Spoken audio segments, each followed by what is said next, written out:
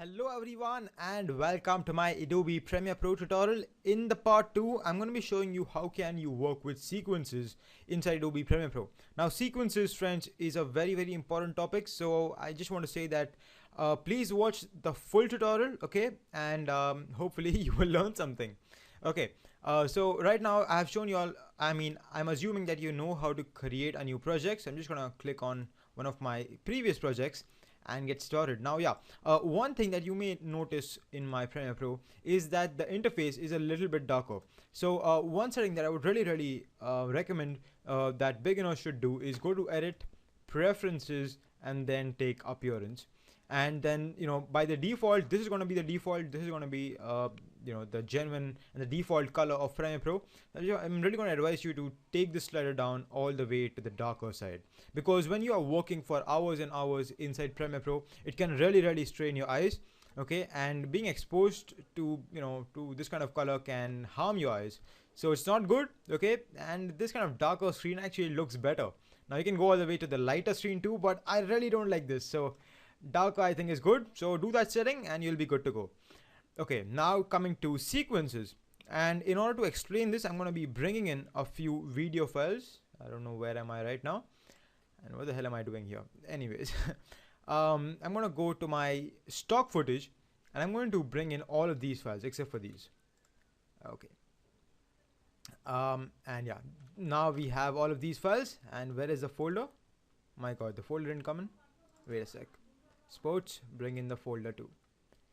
Amazing. Now we have all of these files. Now the simplest way of creating a sequence, actually, you know what, friends, first let's talk about what are sequences. Now if I was to say it simply, sequences are somewhat similar to folders inside Windows, and if you're using a Mac, then somewhat similar to a folder inside Mac. When you go to Windows, we can simply create a new folder and add different kind of files in it, right? It can be shortcuts, it can be text files, it can be videos, etc. So when we create a new sequence inside Adobe Premiere Pro, we can add in video files, audio files, JPEGs, After Effects files, adjustment layers, all sorts of those kind of things. You can even add in text files, but we will be taking a look at all of those things a little bit later.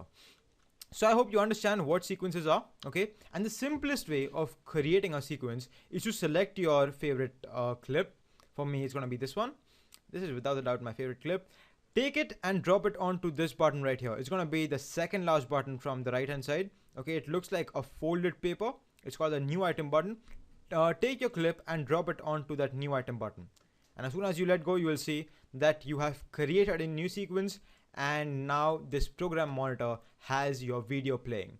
And if I was to press Control Z, maybe, wait a sec, timeline, you can see right now it says no sequences, and now when I drop and make a sequence, you can see that now it says Denmark traffic. So the sequence is being named after the movie clip, okay, and it has taken all the settings of the sequences from this video. Now another way of creating a sequence is to go to the new item button, click on it, and then go take the first option which says sequence.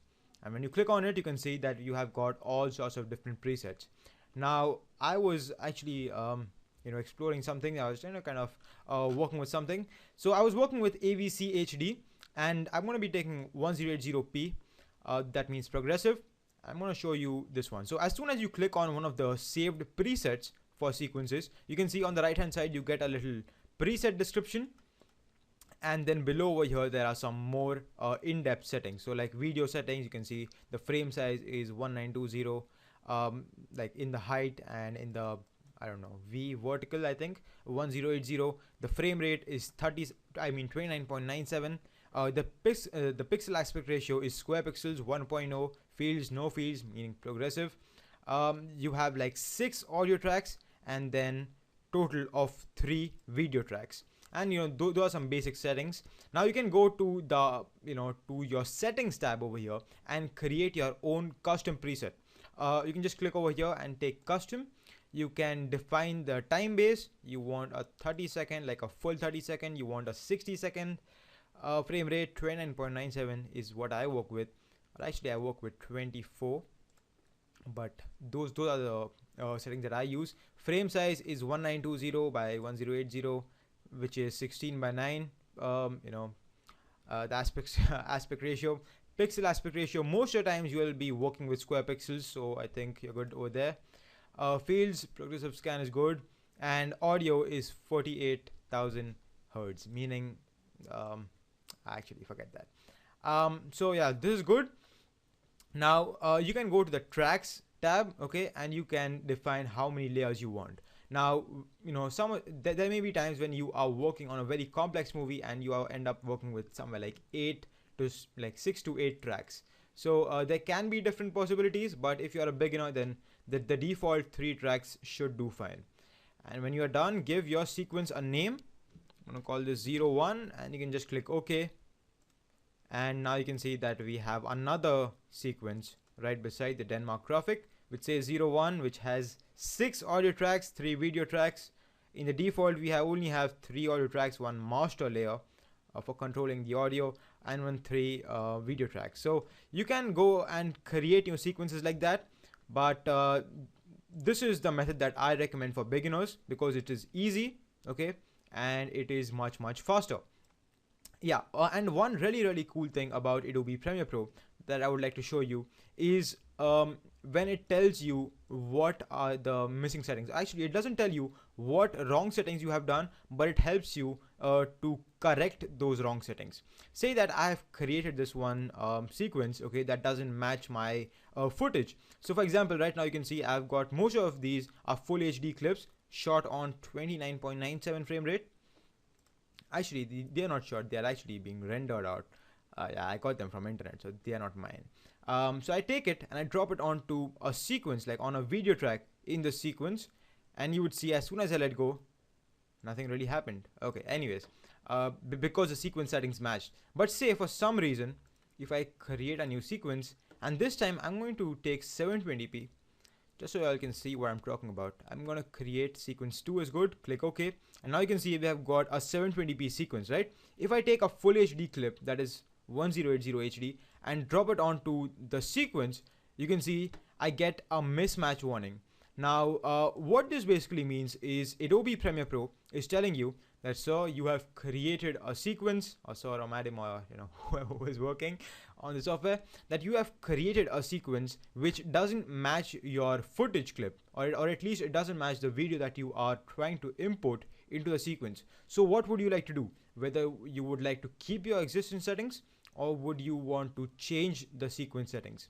And simply click on change on sequence settings, and you would see that now this sequence 2 matches the the video settings of this clip. So the frame rate, the video dimensions, the pixel aspect ratio, everything gets synchronized with this clip. And this is really good. Okay, it helps you save a lot of time.